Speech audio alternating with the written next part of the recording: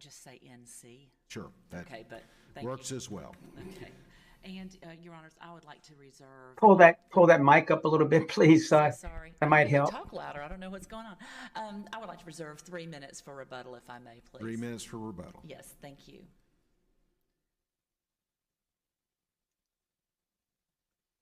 Good morning. I'm Carla Miller of the Nashville Bar, and I represent Lisa Sykes, the mother of the minor child NC. At the time of the trial in this matter, NC was 8 years old. He will be 11 years old this coming January. This is a parentage action that began in Sullivan County, Tennessee, and wound up in Montgomery County, Tennessee. The parties litigated the issue of venue for several months. Wound up in Montgomery County, Tennessee, where the mother and the minor child were residing and had resided previously.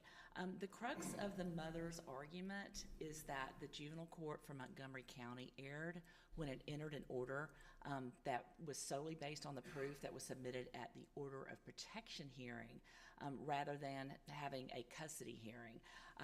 In other words, there was a 3-day trial on the order of protection. And throughout the trial, as I know you've read in my brief, there were numerous references. I'm going to look at Judge Golden too, even though I can't see him, that there were numerous references. I want you to feel like you're here, Your Honor. But there are numerous references throughout the order of protection trial that there would be a hearing on custody later.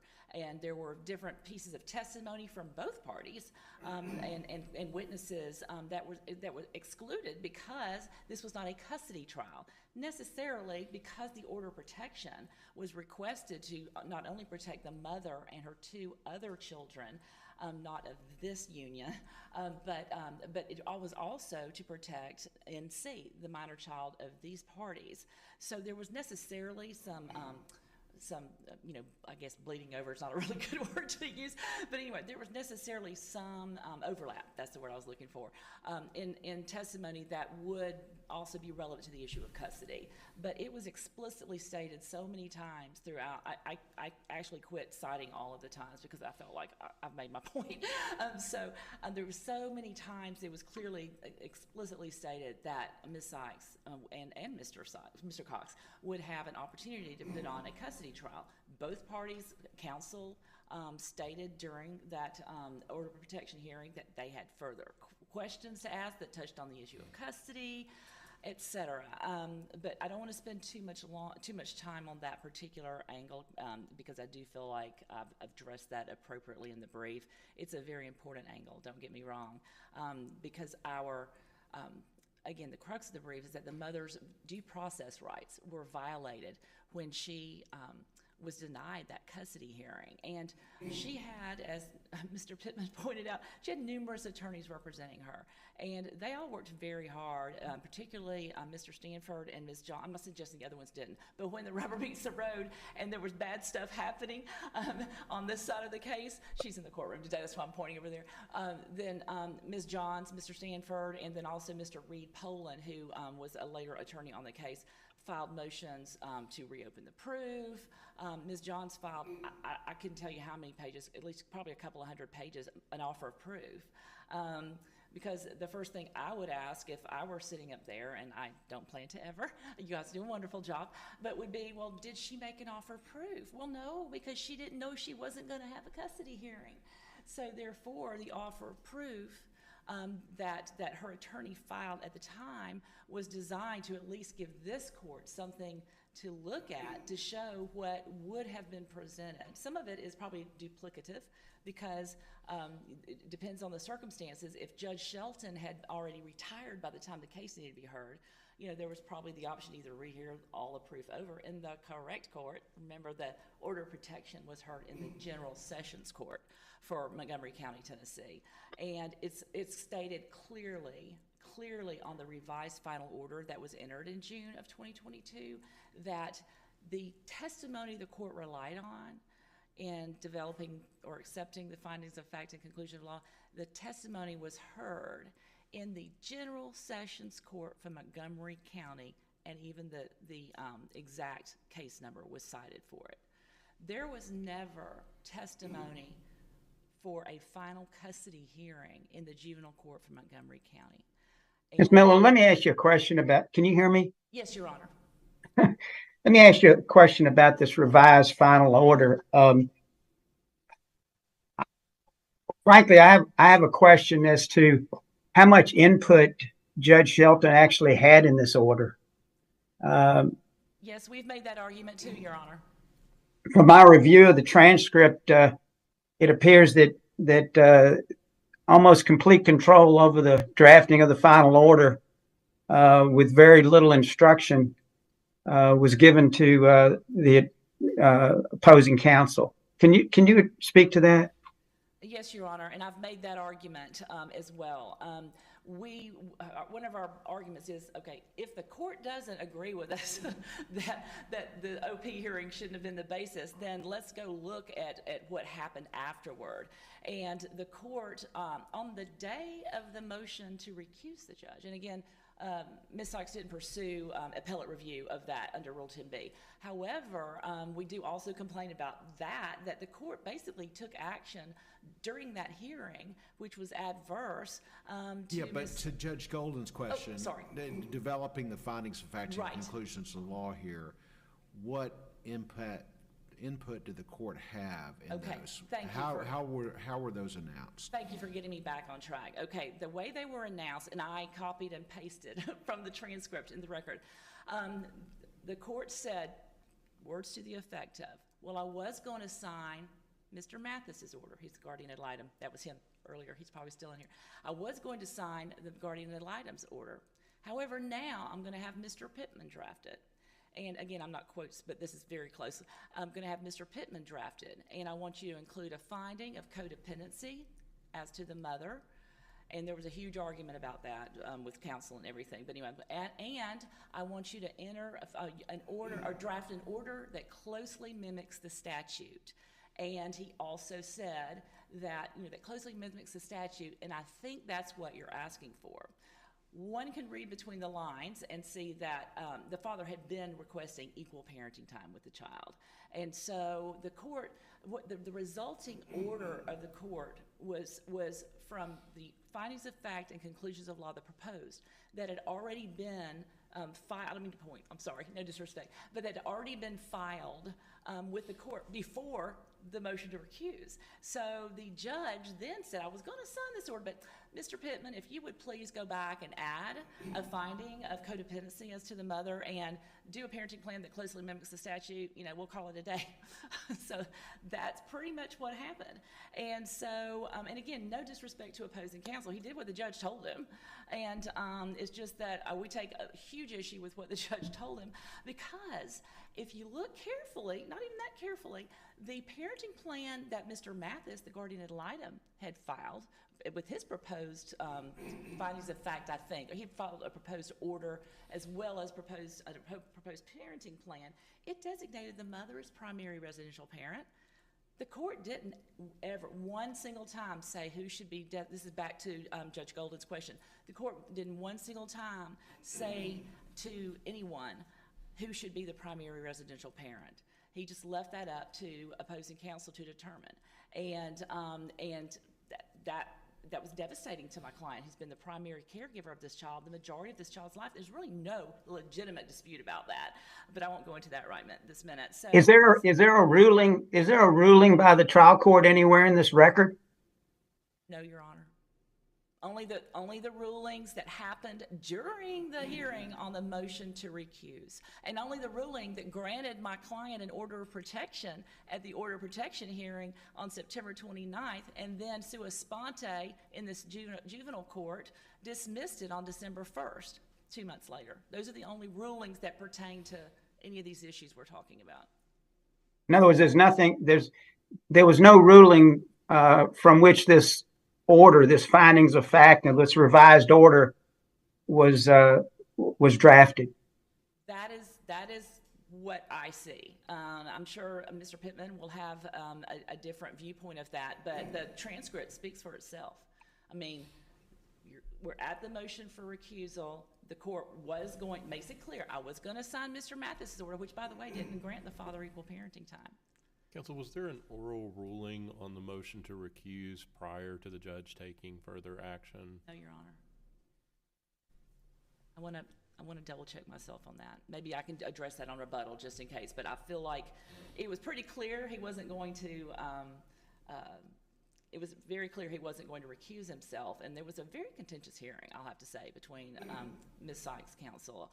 She was fighting very hard for her client, and kind of got into it with Judge Shelton, and I'm sure she didn't mean any disrespect, but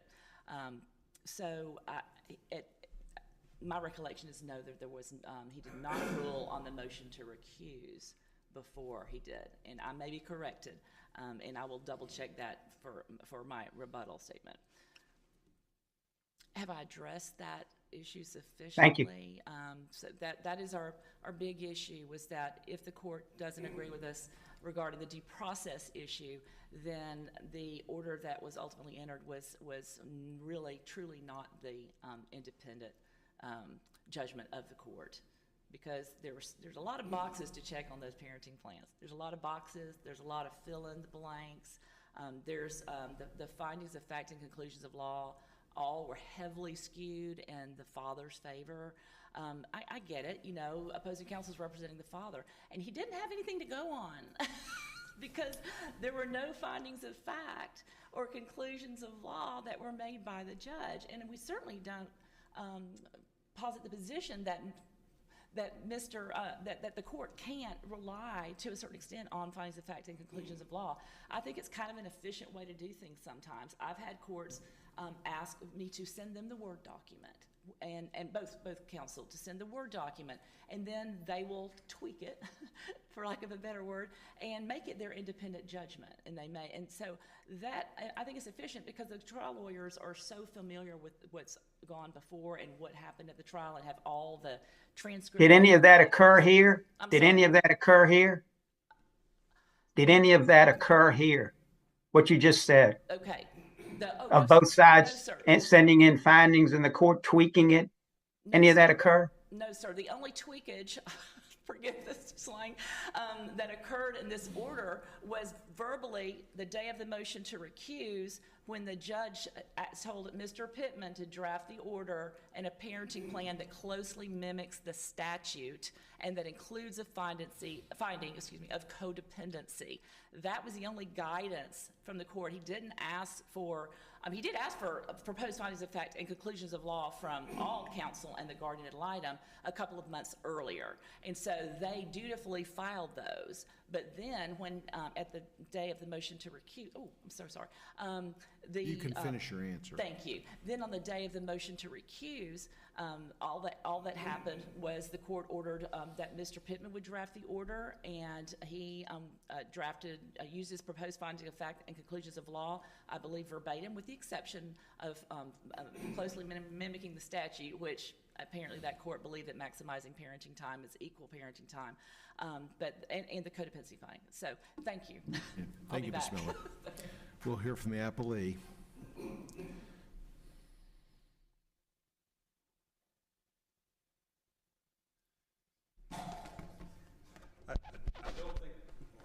I don't think I'll be using all my time, so I'm going to take a minute and say something if I can. I had not heard about Judge Dinkins, and the second appeal I did, I showed up and looked down as I was standing up, and I had a mismatched jacket and pants on.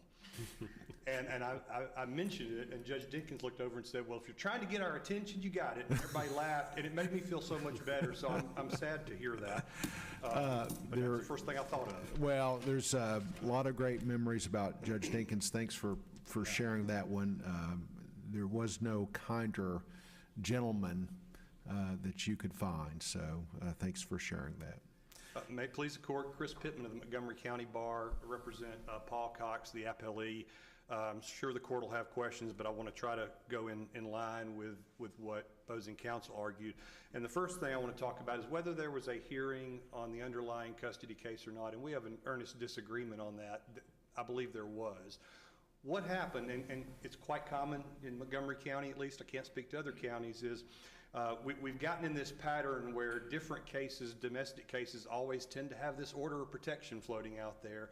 And so what our judges frankly do, the order of protections in general sessions are generally merged with the underlying action. In divorce, for example, you've got the divorce judge handling a general sessions order of protection while at the same time handling the underlying divorce.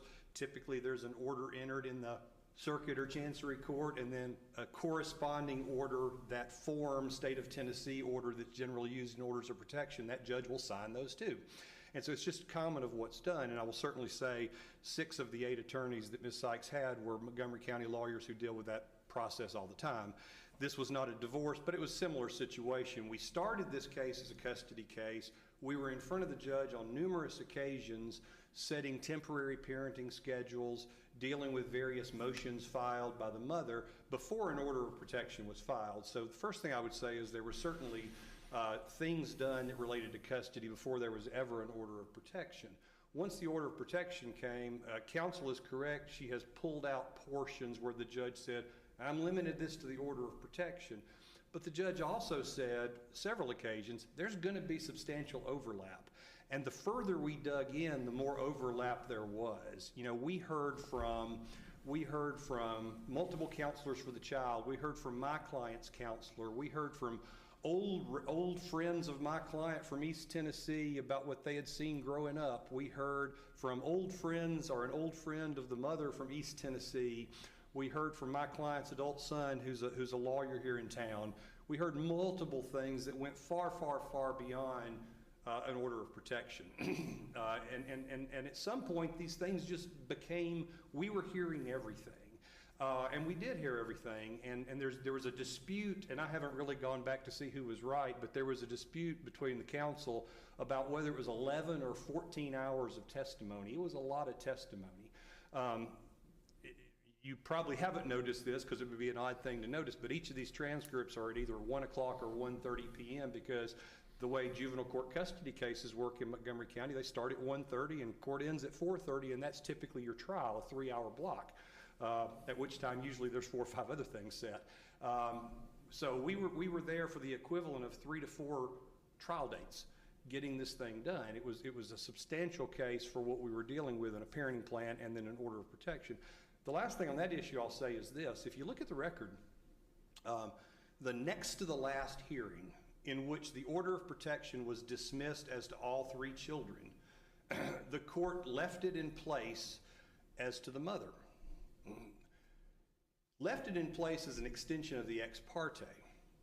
The next hearing after that, and I'll make this make sense, the next hearing after that was almost solely a custody hearing.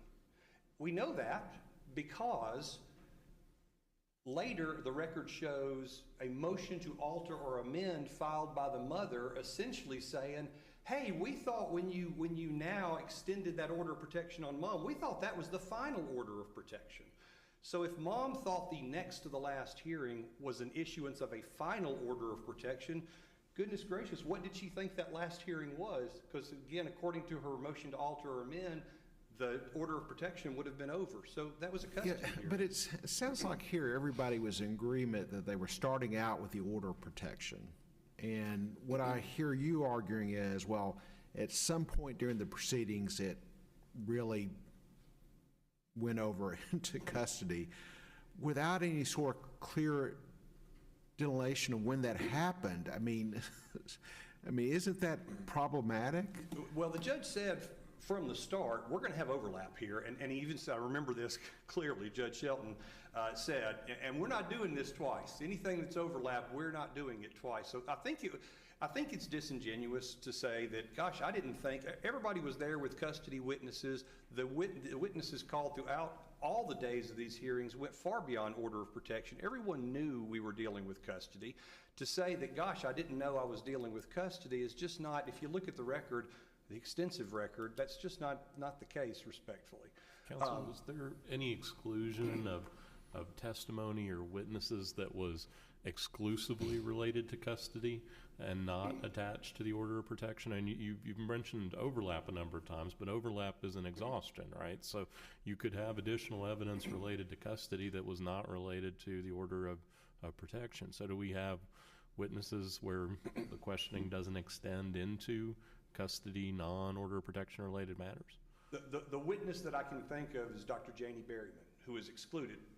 But she was excluded because in this case that went on for more than a year,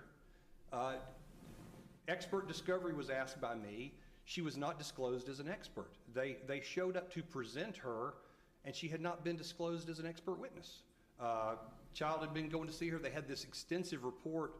My memory is that report, when it was presented to us at this motion to alter or amend they filed, or motion for an additional day of testimony, was a report that had been issued or was related to visits that were months old. She was never disclosed as an expert witness. The reason she was excluded was because she wasn't disclosed in discovery. And when I made that objection, their response, they didn't have a response as to why she had not been disclosed. In fact, earlier in the case, there was an objection made by one of the mother's previous lawyers that I hadn't disclosed an expert and couldn't put the expert on. It turns out I had disclosed the expert, but they had even made the same objection. So the person that comes to my mind that was excluded because they weren't disclosed as an expert witness. So not because the testimony would have been outside the scope of what the court was hearing? No, sir, not because of that. And in fact, the argument, I think the argument, which is the argument I would make too, is, well, gosh, we were going to disclose her later. Well, even if we were going to have an additional day, we were talking about having a day within the next week or two. My discovery was probably at that point had been answered 9 months ago. So the judge rightfully excluded the witness because we don't sandbag, and we had not been given that information, even though it was properly asked for under interrogatories. Mr. Pittman, let me address you about this revised order that resulted after the hearing on the motion to recuse. Yes, sir. I was looking at the transcript. I assume you're the attorney that drafted this revised order in the parenting plan? I was, Your Honor. I noticed in the transcript that Judge Selton says, I want you, in consulting with Mr. Mathis, I want you to tack on a finding of fact taking up the points and then issue an order of a parenting plan. Get that ready for me so I can sign it as soon as possible between now and June 30th. I want you to draft an order, a final order with a parenting plan, a finding of fact with a parenting plan. I want it to closely mimic Tennessee statute as is possible, which I think has been your position. What is that order? Where did the ruling in that order come from? So here's how I will answer that, Your Honor. The court, again, through numerous hearings, it became clear the judge's position on various things. He ordered. Did the judge ever state what his ruling was in the transcript? Because I couldn't find it. The only way, when you say what the ruling was, as far as specifically what the parenting schedule was, I think he said it indirectly, and here's why I think he did that. What about in the findings of fact? Did he indirectly state what the findings of fact were as well? I think he did, Your Honor, and here's what I would say. Prior to that day, and I don't know the day it was, but it was probably several weeks before, he had requested all three attorneys. Mr. Mathis, who was here on a different case, was our guardian ad litem, oddly enough, but had requested all three sides to submit proposed findings of fact. It was clear that he had read those, and it was clear that he had read those and apparently agreed with mine, with the exception of he wanted me to add some things, so I did do that at the judge's request. So when I say it was implied, he indicated when he made that final statement that Mr. Pittman add this to it, that he had clearly read all three proposals and had made the determination that mine should be adopted if I would add some language to it, so I did do that. Did he say that on the record anywhere? Well, I can only, not directly, but when he told me, I want you to add something to your order, I think it was presumed he had read the orders because he knew there was something missing he wanted in there. Because he said, if he hadn't read them, I assume he wouldn't know whether that was included or not. But he specifically indicated, Mr. Pittman, take your order, but I want you to add a specific finding of the codependency. I want to go, if I may, go back to the issue of the recusal that you had asked about, Your Honor. My belief and my recollection of this case was that the judge not only orally denied the motion, but then wrote, and this should be in the record, wrote a denial in writing on the motion. His order was written on the motion as a denial. I have a specific recollection of that being shown to counsel, and that should be in the record. I can't tell you the exact page, and I apologize. He did not take any action on the case while the recusal motion was pending. The intent of that is that we don't want a judge who may be leaving the case because of some concern with that judge's ability to handle the case, all of a sudden issuing a bunch of rulings in there. That's not what happened here.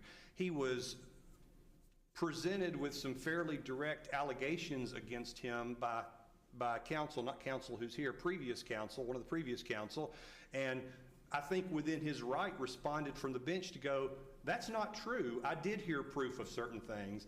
They're couching that as him ruling on the case. That wasn't him ruling on the case. I don't think there's anything that says a judge in a recusal motion, when a counsel is arguing to him, you should recuse yourself because you said something that wasn't in the record.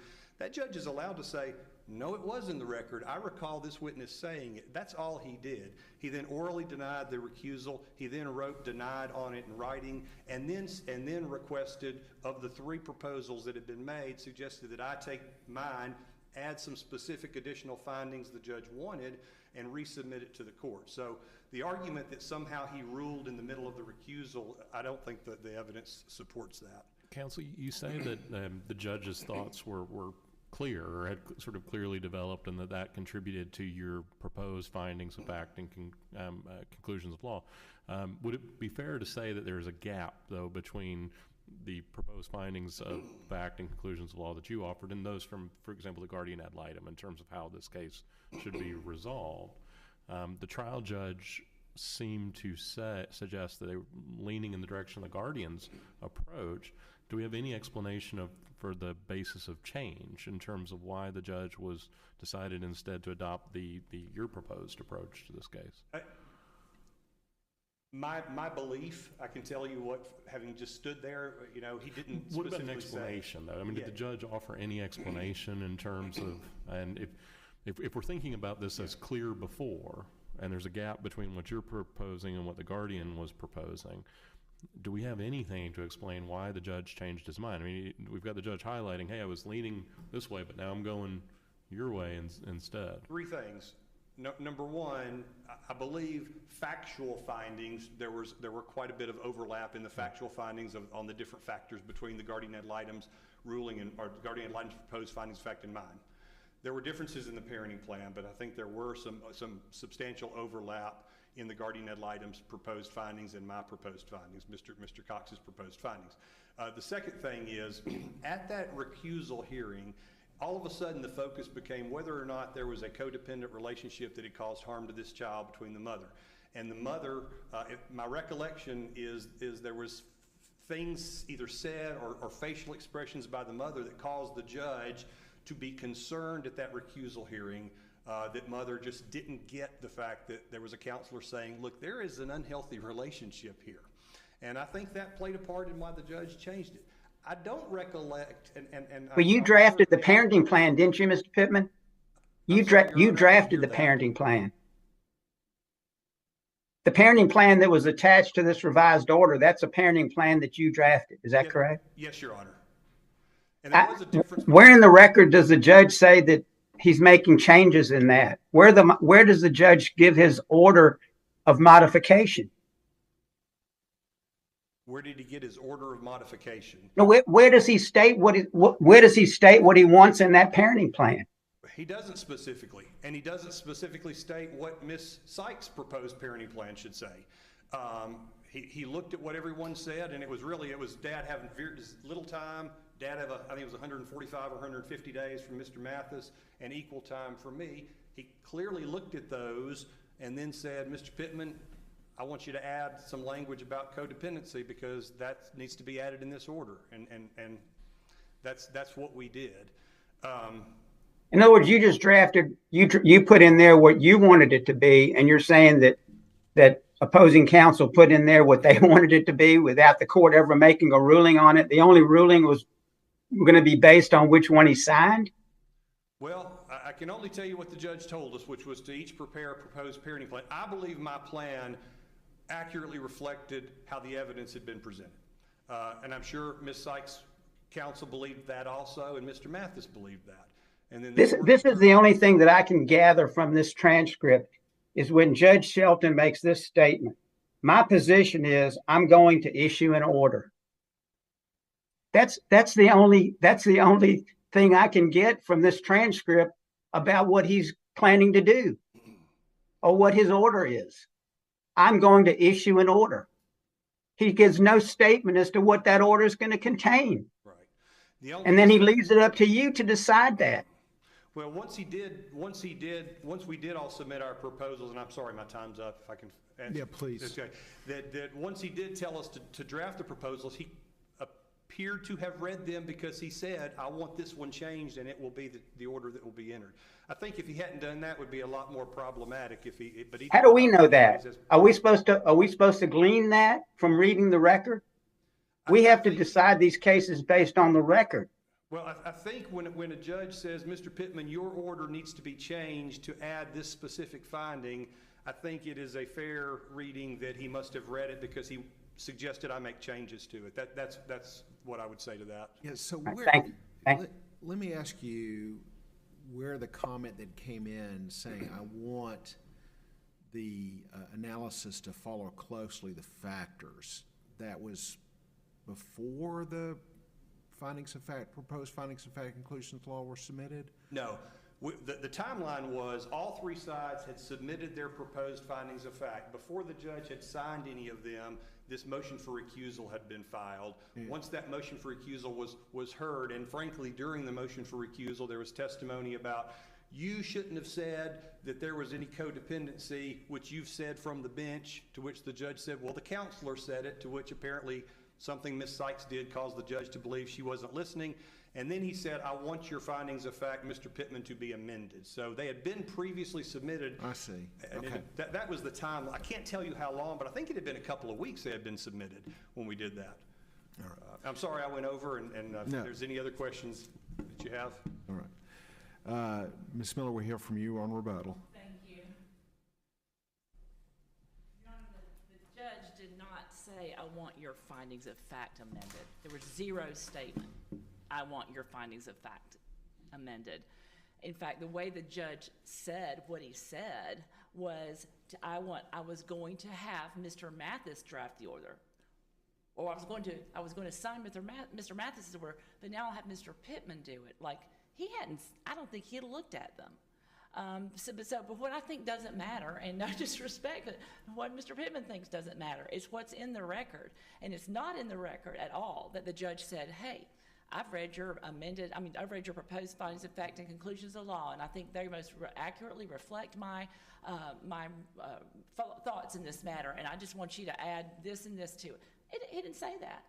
He said, go and draft. You would concede if the judge had said that would be okay. In other words, I've certainly had circumstances in private practice where at conclusion of the trial judge says, I want both parties, plaintiff and defendant, submit proposed findings of fact and conclusions of law.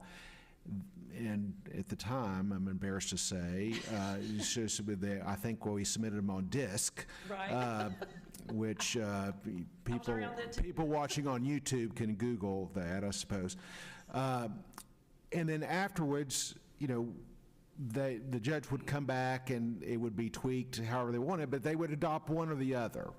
That's certainly okay. I agree. But you're saying that did not happen here. Right. I will concede that point to a large extent. I still don't think it's proper for a court, understanding that both counsel are under an obligation to zealously advocate for their client. So whatever they put is going to be skewed in favor of their client. It's just what we do.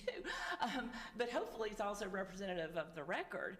But in this case, the guardian ad litem had done something that designated the mother as the primary residential parent, and apparently and awarded the father, I think, around 143 days of parenting time, not equal parenting time. So apparently, up until the recusal hearing, which, by the way, when I was over there, I checked, the judge announced his ruling on the motion to recuse after he took the action of telling Mr. Pittman that he should draft the order that I was going to draft. So I'm sorry. I got very upset when I was reading that whole situation, that whole transcript on the motion to recuse. And there's just no way possible that one could reasonably construe that the judge had read everything and just wanted Mr. Pittman to tweak this thing regarding codependency, which, by the way, came in through a witness that wasn't even the counselor that made the note, who wasn't qualified. By the way, Janie Berryman was not ever at the order of protection hearing. She was excluded as a witness from an emergency petition for TRO in April of 2022. She wasn't excluded because she wasn't there. She might have been at a final custody hearing and had been disclosed if, in fact, one had been set and which one was set. That's a whole other argument. Anyway, thank you. Thank you, Ms. Miller. Thanks, counsel, for both sides of the cases submitted. That concludes our morning docket. If I could ask the clerk to recess us until 1:30.